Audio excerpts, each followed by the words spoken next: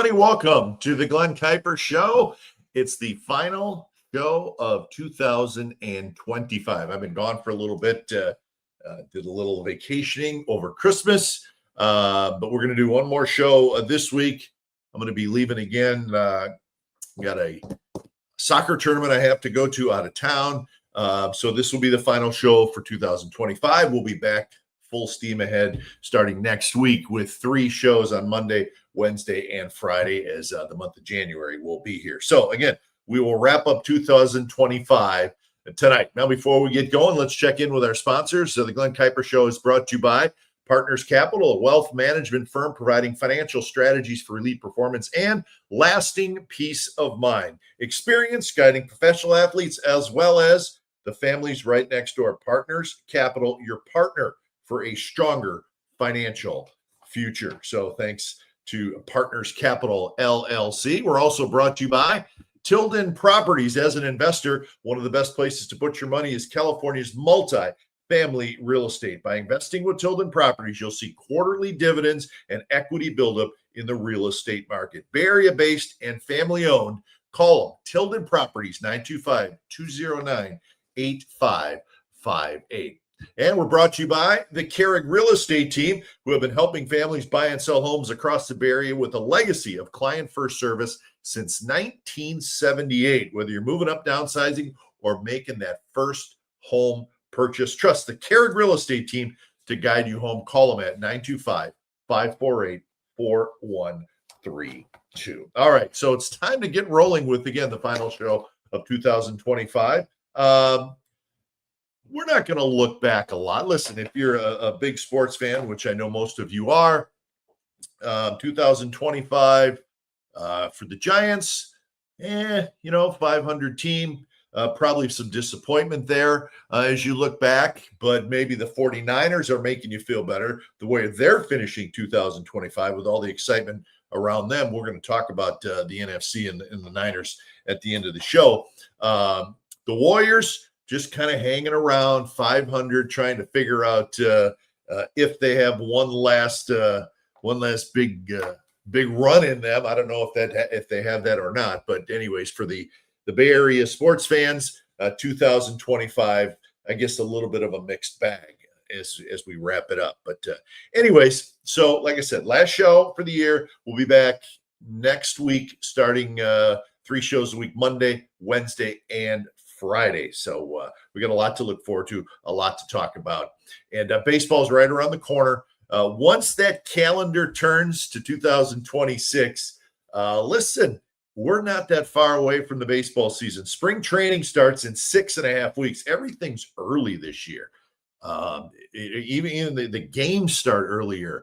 There's the WBC, which moves things up a little bit. So spring training, 6.5 weeks. The great phrase starts: pitchers and catchers report. And then the first spring training game is February 21st. That's a Saturday. That'll be here before you know it. Think about that, February 21st. And then the first regular season game this year, I think it's the earliest. The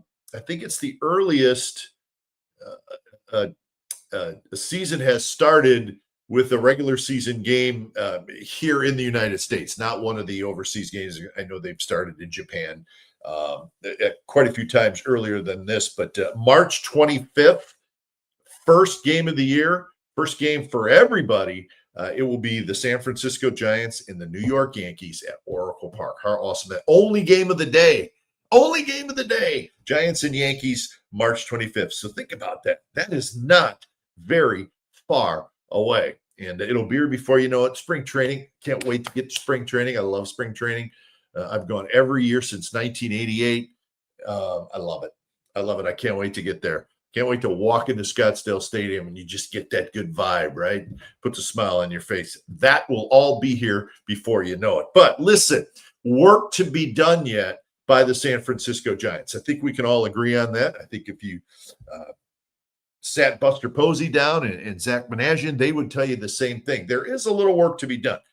We all have our ideas on what the Giants need, what they should do, how they should get it. Got an interesting thought on listen, I think the Giants need I think they need a starter. I think they need a reliever, and I think they need a bat, whether it be an outfielder, second, whatever it be. I think those are the three things they still need. Now we can all agree or certainly disagree on how to get those things, those three things that I think is still what they need. Uh, but let's start with the starters, and we've talked a lot about this, right? Uh, they need another starter. They need another starter. Yeah, I think you're absolutely right. Now the question is it the trade? Is it the free agent signing? Or the thing that I want to throw something out that you has to do with the internal options, some of the young guys. Okay. Um, there's still a ton of starting pitchers out there. And we're going to get to that, how the really the whole hot stove is kind of cold right now. There just doesn't seem to be I don't know, there's a lot out there yet. There's good names out there, some big names, and we're going to talk about that in a minute. But so there you go. Do you get a starting pitcher by a trade? Do you get one by free agency? Or do you think about this? Okay. And this is what I wanted to throw out there. Uh, is it possible that the Giants could go with maybe some type of open competition for the last spot in the rotation with all these young pitchers they have? None of them are a sure thing. That's the problem, right? But if you think about the best thing that could happen would be if you could have one of these young pitchers the Giants have step up and make themselves a permanent part of the rotation. Now that sounds great. We know that it's also very difficult to do. We saw it with Logan Webb 4 years ago. We saw it with Landon Roop last year. But, having a rookie pitcher step in and be part of the rotation and be a guy, right? It sounds great, but it's very, very difficult to do. Okay. And here's my point. My point is if you could get that to happen, that would be your best case scenario for the organization, to have a young pitcher, another young guy, get him in the rotation. Salary wise, he's not going to cost you anything. He's not going to cost you what free agents are costing you. Now, I'm not saying that that's the best route to take, but I'm saying this may be a possibility. A young pitcher. Oh, man. We can add him to the rotation, and he's going to be there for the next 3 or 4 years. Awesome. Homegrown, right? That's the perfect scenario, I think. But here's the problem. The problem is it's also probably the most difficult thing to predict, okay? You're hoping that a young guy, you're hoping that and the group that I'm talking about here, we're talking about, Wizenhunt, Birdsong. You guys know the names. Blade Tidwell, who I'm looking forward to seeing. Trevor McDonald, Carson Seymour. Well, we know the names, right? There's a young kid in single A, Jacob Bresnahan, a left-hander who had a terrific year for San Jose. He's going to move quickly. Okay, we know the names, right? But my point is the best case scenario is also the most difficult thing to accomplish. Get a young kid, get a rookie to establish himself as a big part of the rotation, and he's going to be there. And wow, we got him for 3, 4, 5, 6 years, right? That's the best case scenario, but the most difficult thing to do. Example, Hayden Birdsong. Hayden Birdsong in 2024, thinking maybe the Giants got one of these guys that I'm talking about. Oh, a young kid.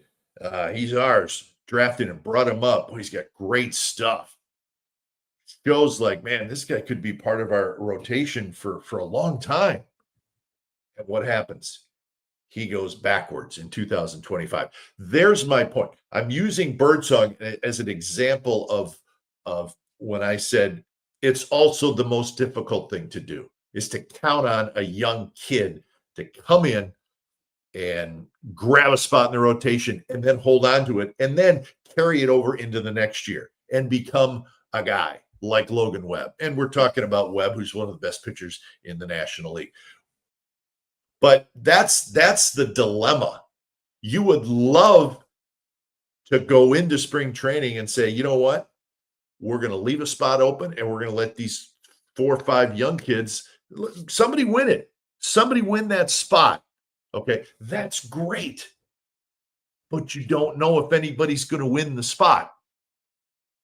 And if nobody steps up, then where are you? Then you're in a tough spot again. I think last year, and again, I used Birdsong, and I'm not trying to be hard on Birdsong, but it's a reality set here, is I think the Giants planned on Birdsong, started him in the bullpen, but they figured, listen, at some point he's going to get a chance to be back in that rotation and solidify everything, and it just didn't work. And I think it really hurt. I think it really hurt him because they were short starters. But anyways, so this idea of, hey, maybe the 5th starter, maybe he comes internally with one of these young guys.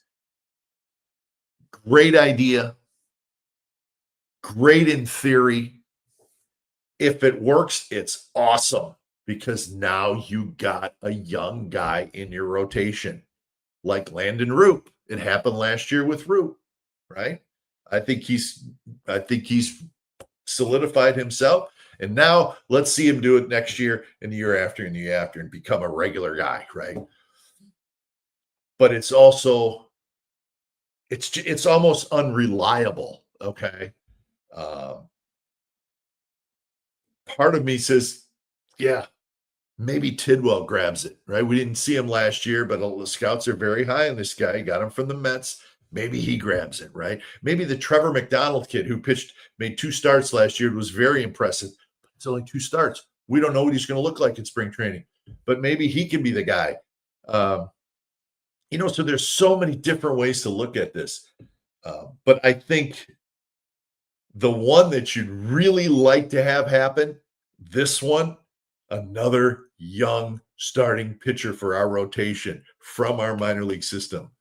It sounds the best, but it's also maybe the most difficult to stamp down and say, yeah, this is going to happen because they're so unpredictable. And it's young pitchers are so unpredictable, and it's very, very difficult to establish yourself and be a quality big league starter. It's very hard to do. And we've seen it. We've seen good young pitchers get to this level and stall out. So I guess my point is that is an option for this one starter that I think we all agree that we'd like to see the Giants get. But how are they going to do it? How are they going to do it? Are they going to make a trade? We've talked a ton about trades. We all know the names. We all know the free agents out there. But we just don't know what route the Giants are going to take. What route do you want them to take? Do you want them to spend the big money on MI? Even though, we're starting to hear things about him. Teams aren't quite sure, is he going to get what he thought he was going to get? We're going to talk about that in a little bit. But how do you want the Giants to go out and get that one more starter that I think we all pretty much agree that they need? Wouldn't it be great if it was a young guy from your minor league system who took over the spot? Yeah, it would be great. It's also the one you're probably the least sure of, that doing it that way. I think the Giants also need a reliever. I think we can all agree on that. They've signed some interesting people. A couple names that jumped out at me, guys that you've heard of. I know that there's been some talk about Michael Kopech. Remember Michael Kopech, hard thrower with the White Sox, was a starter And then the Dodgers put him in the bullpen, and he had some success. But last year he was hurt a lot, didn't pitch a great deal. When healthy, pretty good. He's still out there, very hard thrower. Yeah, we'll see. That's a guy. And there's another name out there that I found interesting, and I had thought about him, but unfortunately he falls into that Jason Foley, the gentleman that the Giants signed, who's not going to be ready to pitch until the middle of the season. But remember Evan Phillips? Evan Phillips was a closer for the Dodgers just a couple years ago, and he was really good. Just, if you're unsure, just look at his numbers. He had 4 really good years with the Dodgers, and part of that was as a closer. Sounds great, right? But here's the problem. He had Tommy John surgery last year. He had it in June, and those things are now 9 to 12 months. So he's not going to be ready to pitch until the middle of the season. You already have one of those guys. You already have one of those guys in Foley. Do you do it again? Do you say, hey, let's get Phillips, because when we get him healthy, he's got a chance to be pretty good. I don't know. I don't know if you want to double up on that. But it could be a strategy. It could be a strategy. Again, the reliever situation is almost like the starter situation. How are you going to go about getting probably one more guy? Or are you just going to let, 2 or 3 guys from your system, young guys, maybe guys you bring in, minor league free, who knows? There's going to be a group of relievers in spring training who are could be fighting for 1 or 2 spots. Maybe you go about it that way. I don't think we're going to see most of the relievers that are considered the high price guys. They're gone. I'm not sure the Giants were ever going to dabble in a Diaz or somebody like that, or even Devin Williams. I just don't know that they were going to go that route financially. But again, how are they going to go out and probably acquire that one more reliever? It's going to be interesting to see.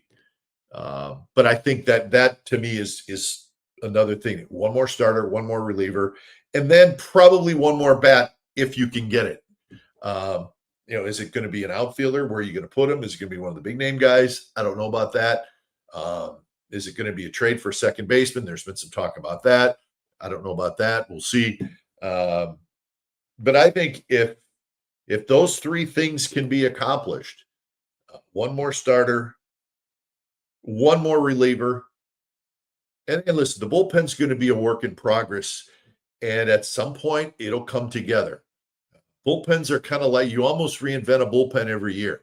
So I know there's a little angst about the Giants bullpen. It will come together in time, okay? And there may be a surprise or 2. You may get a minor league guy who has a great spring training who the Giants like. It's happened. It happened with Landon Roop a couple years ago. Now he's in the starting rotation. But it's just a matter of it. And the question is, how are they going to get what they need here? And then again, that one extra bat. But I do feel like those are the 3 things that I would like to see the Giants acquire before spring training. Let me see if there's any comments. I want to hear some of your comments about maybe what you guys think about what they need. But as always, you guys are pretty good with the questions. Okay, here's a good one. Checking in, Mark Doherty says, none of our young guys are ready for prime time. And you know what, Mark, you may be right. And I think that's kind of my point is, wouldn't it be great if one of them was, or wouldn't it be great if 2 of them were ready for prime time to step in the rotation? It would be huge for the entire organization. You wouldn't have to worry about losing Robbie Ray. You wouldn't have to worry about, we got to sign Amai for $100 million or Framber Valdez. You wouldn't have to worry about that. But, and your point is sort of my point, but you just don't know which one of them are ready, if any of them. And when I say ready, I mean to step in, be part of the rotation, take the ball every 5th day. So I think your point is there. but you wish a couple of them were, because it would make life a lot easier, and you could take your money and spend it elsewhere. So yeah, I think that's a pretty good idea. Yeah. D. says, do you think with Amaya holding out that there's a slight chance the Giants may still be interested to a degree? Yes, I would say yes on that. And we're going to talk about in our next segment kind of what's going on, right? The market's kind of slow. Are guys not getting what they thought they were going to get offered? The Amaya thing is interesting because on Friday, his window to sign him closes. That's Friday, right? I mean, that's 4 days away. If he's not signed by then, he's goes back to Japan. So yeah, we're going to talk more about him. But yeah, I mean, I think it's possible. Maybe the market's coming back a little bit, and that would be a good thing. Especially considering his window expires in 72 hours. Exactly. I believe it's Friday. I thought I saw that it was Friday. So Tuesday, Wednesday, Thursday, not a lot of time. There's probably some stuff going on there, but I haven't heard a lot. Bake That Dough checking in. Bake That Dough, I miss you. I hope you're doing well. Hope you had a good Christmas. What do you think about the yo-yo treatment with Birdsong from pen to rotation? Not ideal for a young pitcher, in my opinion. No, it's probably not ideal. But his stuff was so good. They wanted to keep him in the big leagues last year, and the spot for him was in the bullpen. If you remember, he pitched pretty good coming out of the bullpen. And then when they needed him to go back in the rotation, for some reason, he just lost command. Who knows who knows why you lose command? Is it mechanics? He clearly lost confidence. But listen, the kid's really important.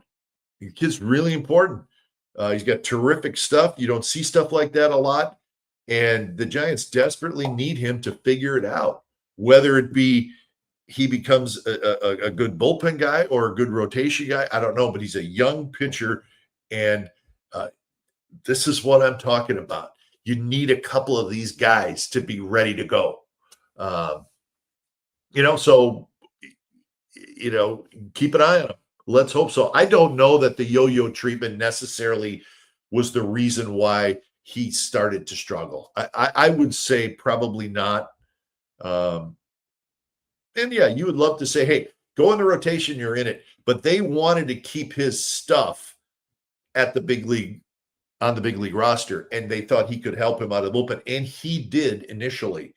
But when they needed him to go into the rotation, that's when things just things just didn't pan out last year. He's got to figure it out. Taylor Jenkins says teams are waiting out the agents. Agents don't have much leverage. Well, I think it is a waiting game at this point. I think I wouldn't say that agents don't have much leverage, because they still do have what teams want. They have the player, and it only takes one team. But right now, I think it's just a cat and mouse game. I do. So let's climb into kind of our next segment, and since you guys and gals, the great viewers, they know where these shows are headed. So what I wanted to talk about here is so we're just not seeing a lot of action right now. The hot stove is cold. Why do you guys think that is? What do you think's going on? I find it interesting because you look at the market right now. We talked about Giants wanting a starting pitcher, needing a starting pitcher. How are they going to get it? I mean, there's a ton out there yet. The big guys are out there yet. Ranger Suarez, Framber Valdez, Tatsuya Amai, who everybody wants the Giants to sign him. We talked briefly about him. He's still out there. Zach Gallen is still out there. Chris Bassett. Bassett's a veteran. long in the tooth, but I'm telling you, he can still pitch. I'm telling you, look at his numbers. Lucas Giolito, you know, listen, he's not Framber Valdez, but my point is there's still a lot of good starting pitchers out there, and not that many have signed, right? Dylan Cease got his contract. He got what he wanted. Michael King, good pitcher, re-signed with the Padres. Merrill Kelly got a contract, goes back to Arizona. So there's been a few guys that have signed, but there's still big, big names out there. And as far as hitters go, think about that. Think about the free agent market for hitters. Who has signed? Schwarber re-signed, which didn't surprise anybody. I think most everybody felt he would re-sign. Alonso, huge move there, goes to Baltimore. So that's a big shift there. Murakami goes to the White Sox, but just a 2-year deal. The big power hitter, big left-handed power hitter from Japan, but just a 2-year deal. Okay. Remember how people were saying, and again, we throw numbers out there for contract projections. He could get 5 for 100. He could get, none of us know. None of us know. We're not in meetings with agents and GMs. We don't know. We're all guessing. Okay. Josh Naylor resigned. None of that was a big surprise. Even Alonso going to Baltimore, to me, was not a big surprise. So those guys have signed, but still, the free agent market for hitters is pretty hot still. And when I say hot, meaning there's still some really, really good hitters out there. Tucker's still out there. Bellinger's still out there. Bregman's still out there. Bichette is still out there. Think about those 4 guys right there. You could make the argument that those are 4 superstar players. If not superstars, star players. Okay? Superstar, maybe that's too much. Star players. Tucker, Bregman, Bichette, Bellinger, Suarez. Eugenio Suarez, right? 49 home runs last year. Remember, he was with the Diamondbacks, then got traded to the Mariners. He's still out there. Now, he's a veteran player. He's up in age, but the guy hit 49 jacks last year. He's still out there. Luis Arraez, see him with the Padres. Can't strike the guy out. He's got 3 batting titles. He's still out there. JT Realmuto, excellent catcher. He's still out there. Harrison Bader, good player, not at the top of the chart here, but Bader's still out there. A lot of teams like him. So my point is the hot stove is pretty cold right now. So why? Why is that? Some guys sign, but all in all, I think, I mean, I don't know if I'm surprised by this, because really I think this is probably not a lot different than other years. Remember last year, Pete Alonso didn't re-sign back with the Mets till right before spring training. Remember the year before, Matt Chapman signed with the Giants. Heck, it was the middle of March almost, right? If I remember correctly, or it was, I don't remember the exact date, but spring training was rolling on. So this is not uncommon. I remember when Bryce Harper signed his huge deal, 13-year contract with the Phillies. He didn't sign that till right before spring training. So maybe we shouldn't be super surprised by this. But so what do you think the reasons are? Are the players and their agents not getting the deals they want?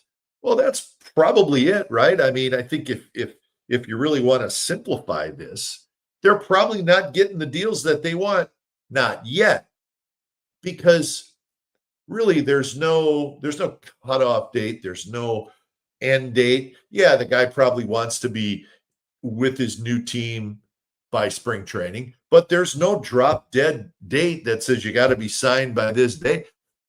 So you wait it out. So what's happening is you got the players and their agents, and some of these guys probably said, if I get this, I'm taking it. Kyle Schwarber's probably said, if I get 150 from the Phillies, we're done. That happens. Last year, I think Willie Adames and the Giants, Willie said, this is what it's going to take. The Giants said, we want you bad enough. We'll do that. Boom. Done. Got it done in December. That happens a fair amount. But I just think it's that time of year right now. It's that weird time where us fans, we want action. We want guys signing. We want our teams getting guys. Let's go. But what's happening now is it's that game, right? It's the game. Agent player not getting the deals that they want yet. And the organizations are hoping that the market will come back to them a little bit. And when I say come back to them, basically means the market will come down. Prices will come down. You know, a guy thought he was going to get 150. Nobody has offered him 150. So the agent, the player saying, well, we're gonna wait and we're gonna get 150. And there comes a time where they say, okay, we're probably not going to get 150. I mean, those are just, hypothetical situations, but that's kind of how it works, folks.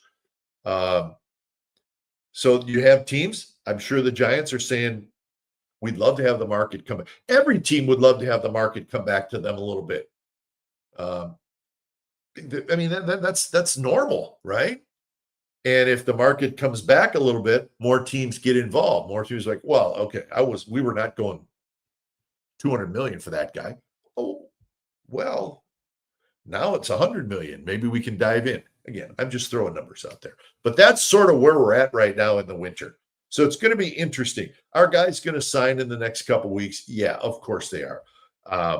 And sometimes it just takes one domino to fall. Maybe if Amai, because he does have a deadline. So there is a deadline there. Maybe once Amai signs, if he signs at all, now things start to fall into place a little bit. That is a possibility. Sometimes it just takes a log jam. It could be that way with hitters as well. Once Tucker signs, then Bellinger's going to find a spot, and we'll see if that happens. That certainly is a possibility. But it works both ways. Sometimes guys wait long enough and they do get the deal they were hoping for. Sometimes they don't. We've seen guys not do it. So because these guys are still available, because Kyle Tucker's still available, considered by many to maybe be the best hitter, best all-around player out there as a free agent still, maybe he's not going to get this 400. Do you think Kyle Tucker's going to get $400 million? I'm not sure. I'm not sure that he's going to get that. Do you think Cody Bellinger's going to get 8-year deal for $300 million? I don't know that he's going to get that. I don't know. The deals. Those deals are not out there now, obviously. Otherwise, they would have grabbed it. What's Bichette going to get? The pitcher is Framber Valdez, who's a terrific pitcher. Is he going to get $200 million on a 7-year deal? What about the Amai guy? There's some questions now about in reading, and I talked to a few people about this. There are some questions now with teams. How good is this kid? Where is he a 4-starter? Is he a 2-star? And again, you just don't know. You just don't know. Is his price dropping? Is it coming down? Is the market for Amai coming back a little bit? Could that help the Giants jump in if this is the route they decide to go to get a starting pitcher? Very interesting stuff right now about the market. It's that weird, it's that weird time of year where baseball's getting close to kicking in, where you start thinking about spring training, but you want action. You want your team to make some moves. But agents are holding out because they still feel like they can get the deal that their players should get. But there comes a time where they have to go, damn, I don't know if we're going to get that. Okay, let's go back out there with some new numbers. And there's teams waiting. You wait. And this year, there's, like I said, there's so many good starters that are still out there. You can probably get what you will feel like is a decent deal the longer this goes on. Cat and mouse game. It's just a cat and mouse game. It happens every year. And And when your team's involved and you're thinking about who you'd like, all the Giants fans out there, and you guys are all great. You all probably have a different idea of who you want to sign, how much you would give them, how to go about it, who you would trade for.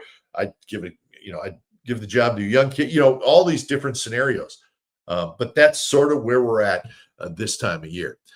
So let's get back to some comments, because I know you guys like this stuff.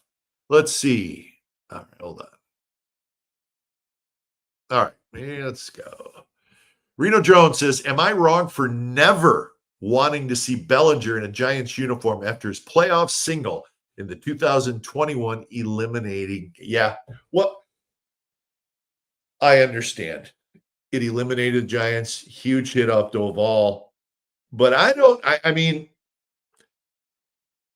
Reno, if Bellinger was jogging out to the outfield in a Giants uniform on opening night against the Yankees, I probably would not have a big problem with that, because he's a pretty darn good player. But I understand what you're saying, because he's still a Dodger, right? In your mind, I get that. But wouldn't mind having him in a Giants uniform. You gotta give me that. Let's see.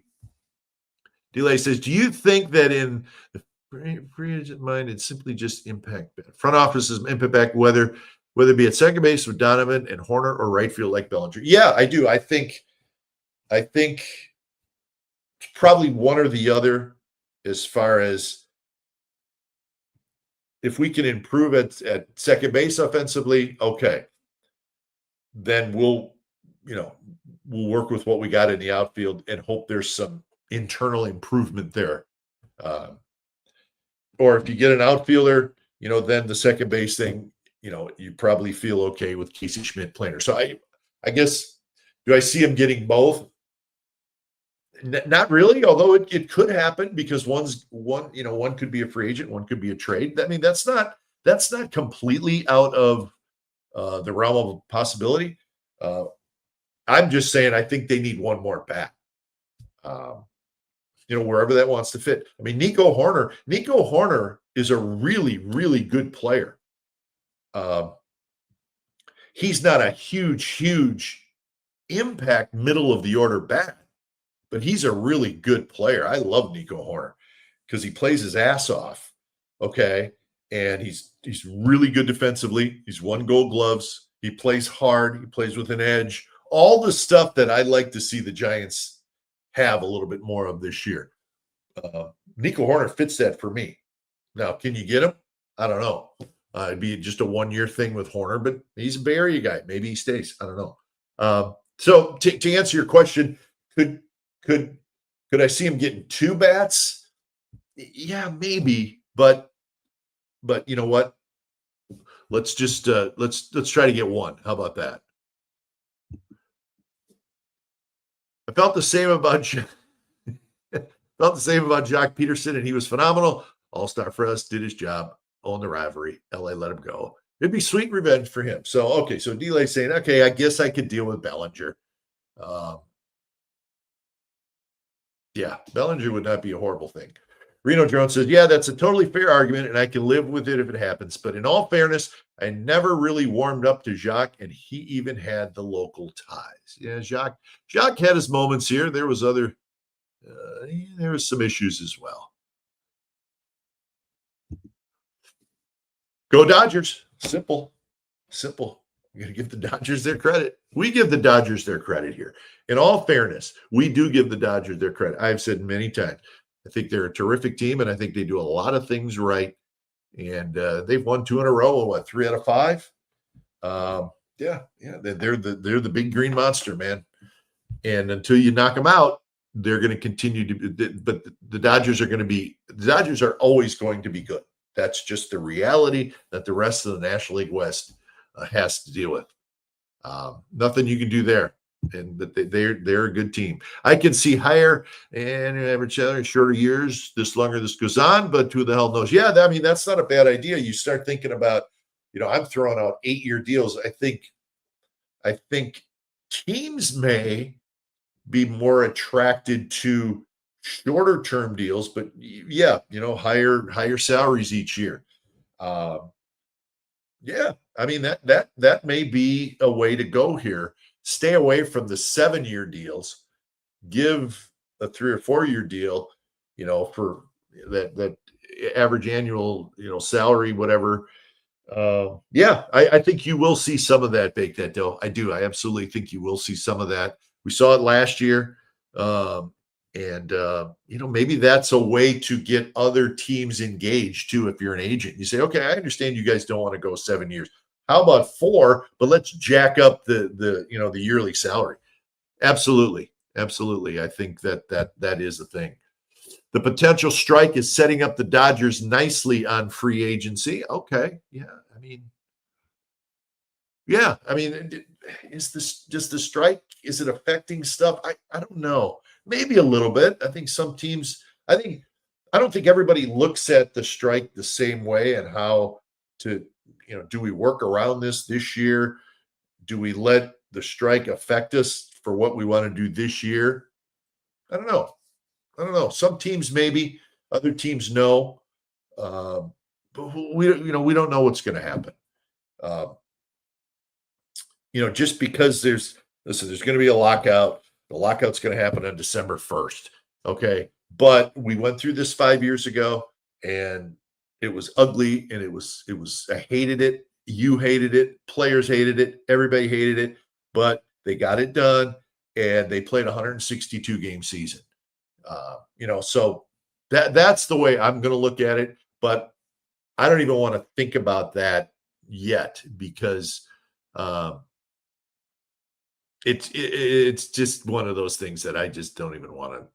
Yeah, because you know what? In fairness, it is going to be ugly next year when all that happens. But we're all going to just deal with it, and hopefully it gets done, and we'll go from there. So, anyways, all right. Before we get to our next segment, I want to check in with a couple more of our sponsors, including Vallone Insurance. You tired of being overcharged? Your property insurance? Vallone Insurance has multiple options for your home and landlord properties.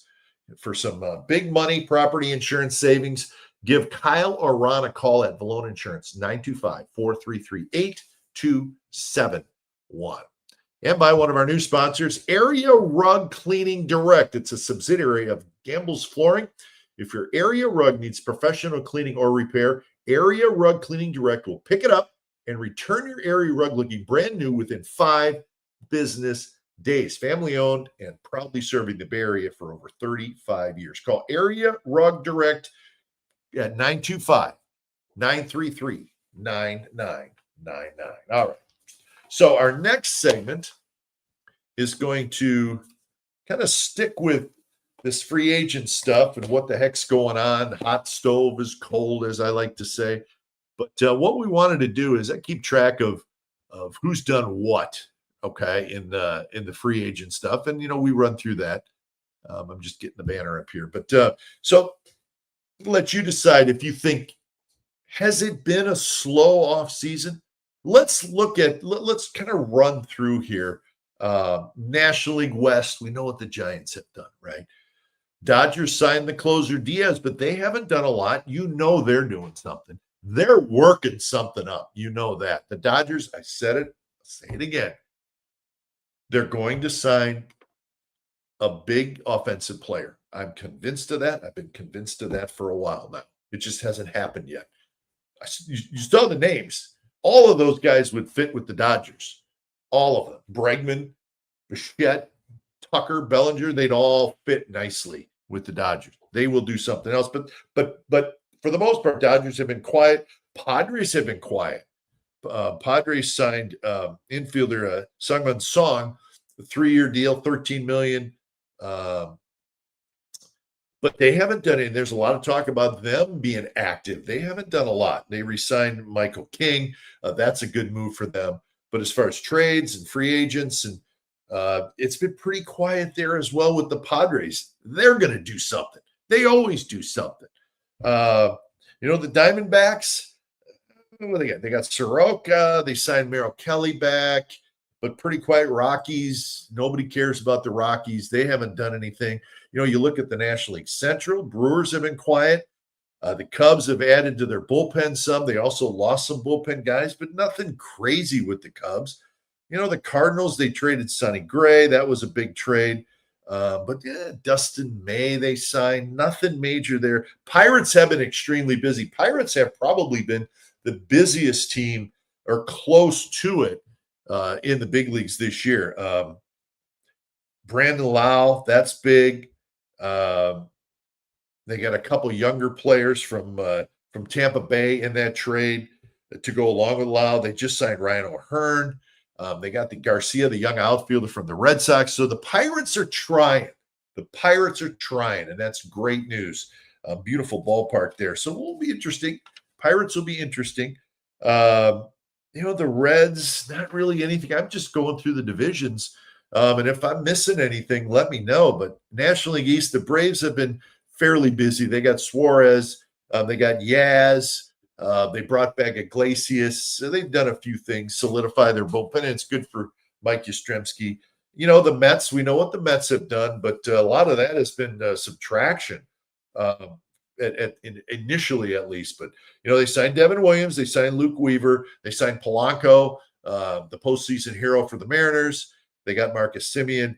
So really, if you think about the Mets, they lost Diaz, their closer, and they brought in Devin Williams and Luke Weaver to kind of replace him. So who would you rather have? Would you rather have Diaz for $69 million, or I believe it was $69 million, right? 3 years, 69. Was that what? 3 for $69 for Diaz, or Williams for $51 million and Weaver for $22.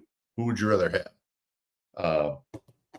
So the Mets are interesting. They made a lot of changes. Nimmo's gone.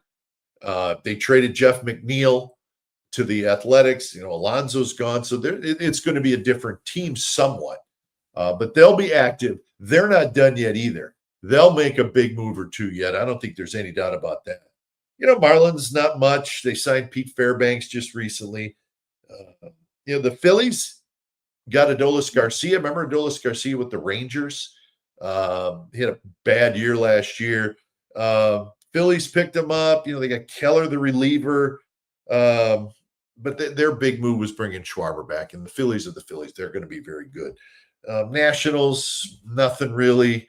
In the American League, who jumps out in the American League that have been really, really busy? I don't know. I'm just looking here. Yeah, I'm just not seeing a lot except for the Orioles. The Orioles would be,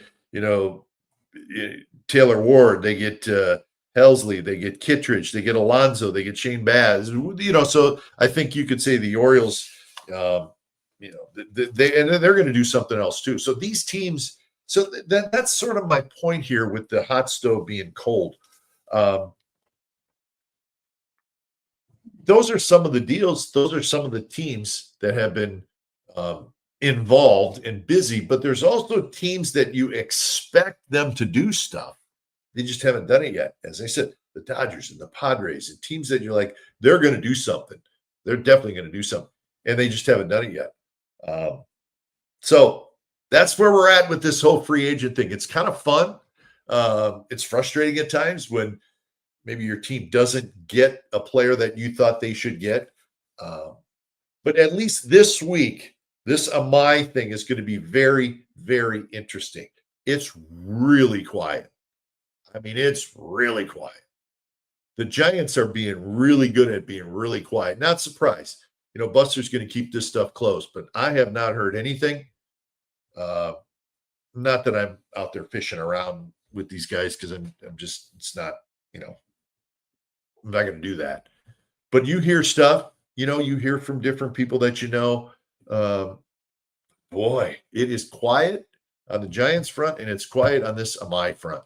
And again, Friday is the deadline. So that's a big one to keep a close eye on. So anyways, so that's our free agent baseball talk for tonight. It's gonna bust. Something's gonna break this thing, and then we're gonna start getting some action, and we're going to look forward to that. Now, we are going to finish the show with, we like to do this sometimes, and you guys have been great about it. It's with the NFC playoff picture after week 17, specifically with the San Francisco 49ers and what they have done. So, as you know, I'm a big NFL guy. I love it. Watch it every Sunday. And it's all come down to this. We've gone from week 1 to week 2 to week 5 to week 8, and now it's right here. 1 week left. Last night, the 49ers and the Bears played one of the best games you'll see. It's one of the best games I've witnessed in a long, long time. 49ers win 42-38, up and down the field, up and down. Nobody wanted to stop anybody. Two really, really good teams. I thought two similar teams. Right? Did you see that? Like two similar teams, two really good young quarterbacks and good running backs. Defense, both teams have some trouble stopping people. But when it came right down to it at the end, it was the Niners who got the one stop. Nobody was stopping anybody until right at the end. Niners got a big stop. They win the game. Terrific game. Awesome. I just looked at some numbers. The Bears had 440 total yards. The Niners had 496. So again, up and down, up and down. So Niners have won 6 in a row.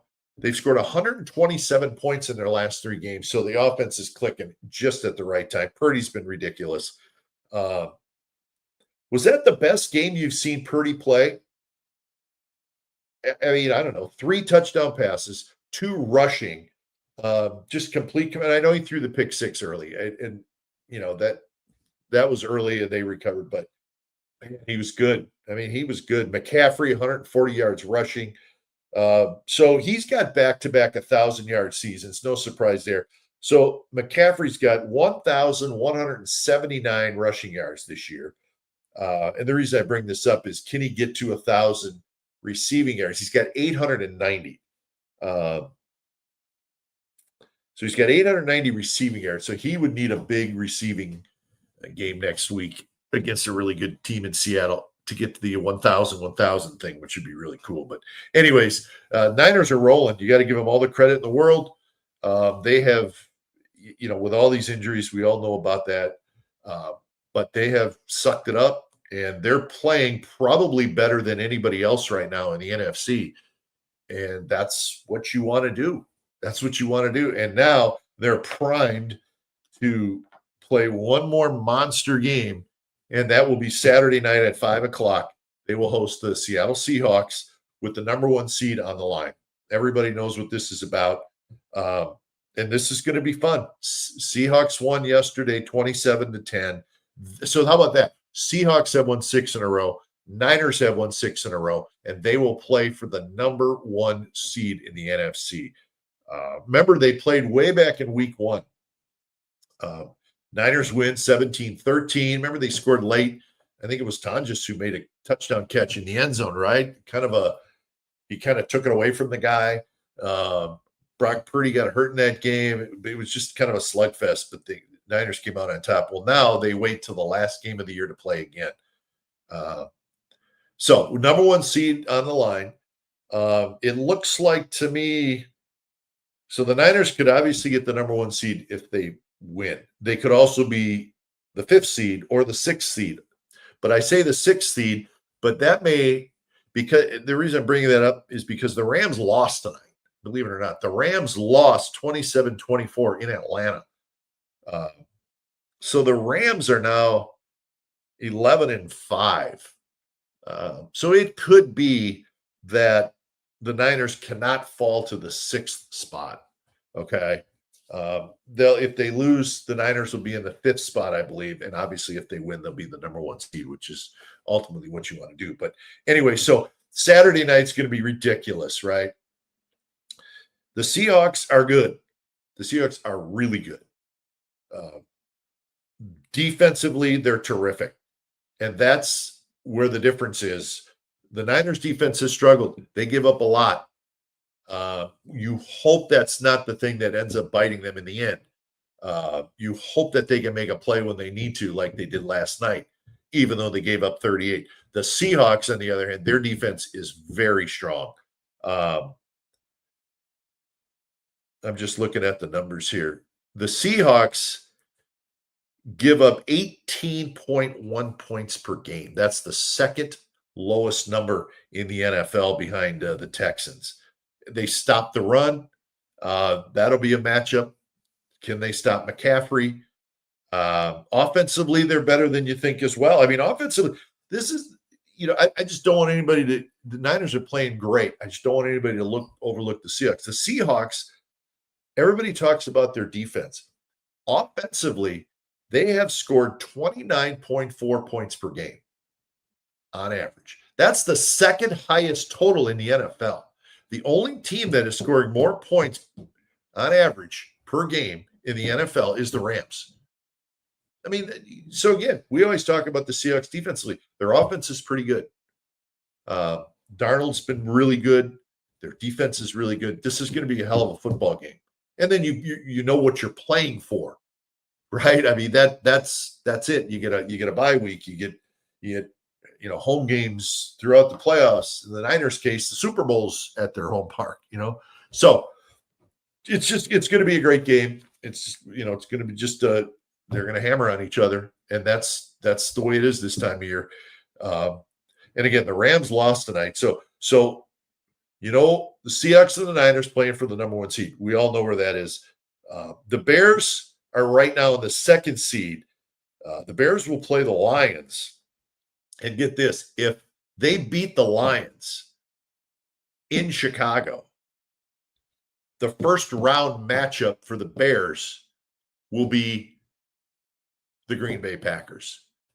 So again, if the Bears beat the Lions, the Packers will go to Chicago for a wild card matchup. And that will be the 3rd time in the last 5 weeks that those two teams have played. They've each won one. Packers won in Green Bay, Bears won in Chicago. Think about that. 3 times in 5 weeks, with the 3rd time being a playoff matchup. So that's if the Bears beat the Lions on Sunday. And then the Eagles, they're at Washington. Eagles are 11-5. So they're not locked into that 3rd seed, but that's probably where they're going to end up. Panthers and the Bucks will play on actually the Panthers and the Bucks play Saturday before the Niners play.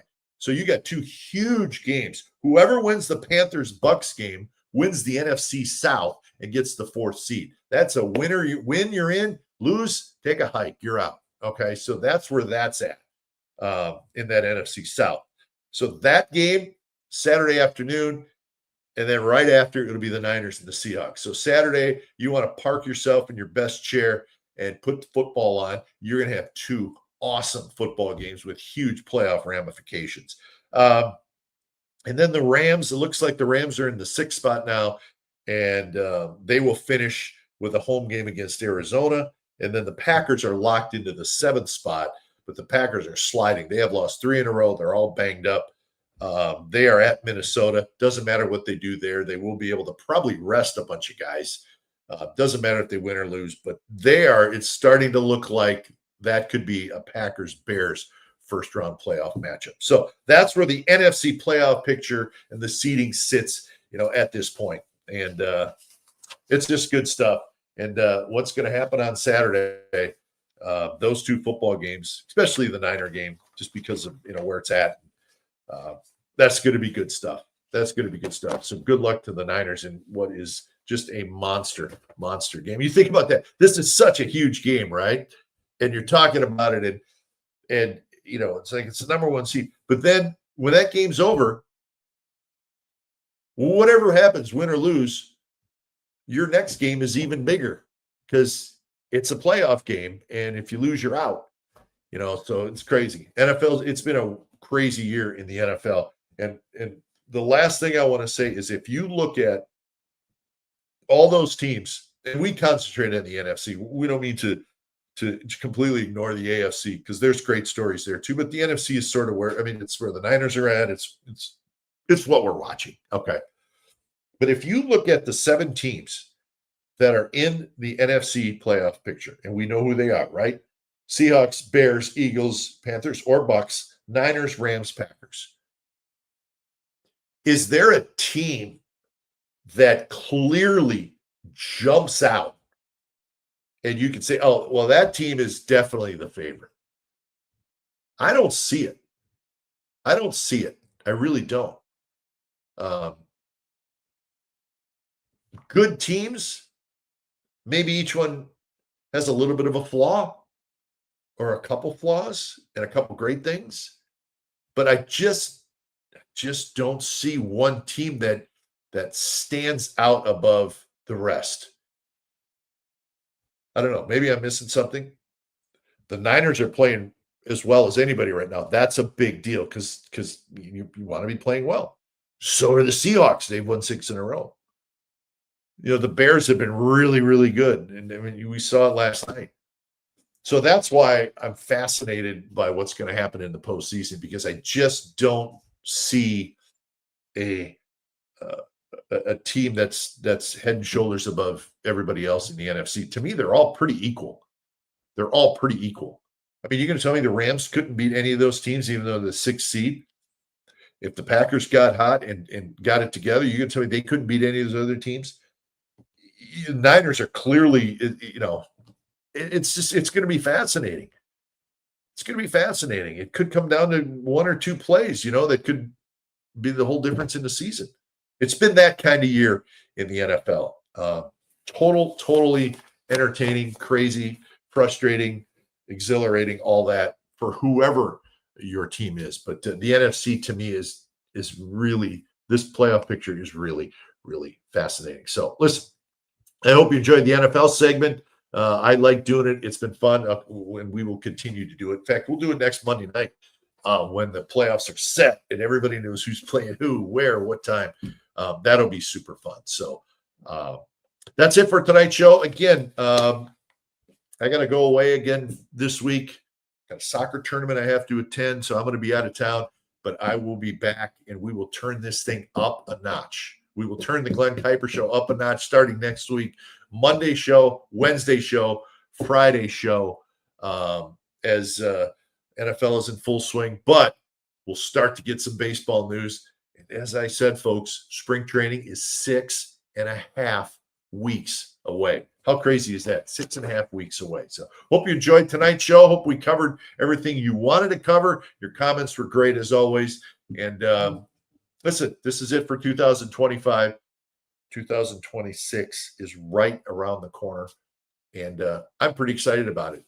I think it's going to be a good year. So anyways, thanks for joining us, everybody. We're going to hit the sponsors one more time, starting with Partners Capital LLC. Whether you're a professional athlete or just a family next door, Partners Capital delivers thoughtful planning, steady guidance, and a clear path forward. Partners Capital, your partner for a stronger financial future. Call them at 1-888-702-7743. And by the Carrig Real Estate Team, my good friends at the Carrig Real Estate Team, including Mike Carrig. They have been around since 1978. And hey, listen, whether you're moving up, downsizing, or making your first purchase, trust the Carrig Real Estate Team to guide you home. Contact Mike Carrig today for a free home sale or purchase consultation. Call them at 925-548-4132. But for all your home purchasing or selling needs, contact the Carrig Real Estate Team. And we're also brought to you by the good folks at Tilden Properties. By investing with Tilden Properties, you'll see quarterly dividends and equity buildup in the real estate market. They deliver California's multifamily real estate. That's what their expertise is. That's what they specialize in. That's what they want you to invest in. And I'm telling you, folks, they're Bay Area-based, family-owned, and they have been building investment wealth for their clients since 2008. That's TildenProperties.com. Call them at 925-209-8558. Thanks for joining me, everybody, and have a great New Year's. 2025 is in the books. It was great. I want to thank you guys for helping me get my show started, the Glenn Kuiper Show here on my YouTube channel. Couldn't do it without you. We're going to make 2026 even better because it's going to be a good year. Giants fans, hang tough. I think there's good things coming. We're going to have a lot to talk about. We're going to have big news. We're going to have a lot to talk about. And remember, spring training is right around the corner. Have a safe and happy New Year's Eve. I'll see you next Monday night with the next edition of the Glenn Kuiper Show. Have a good one, everybody.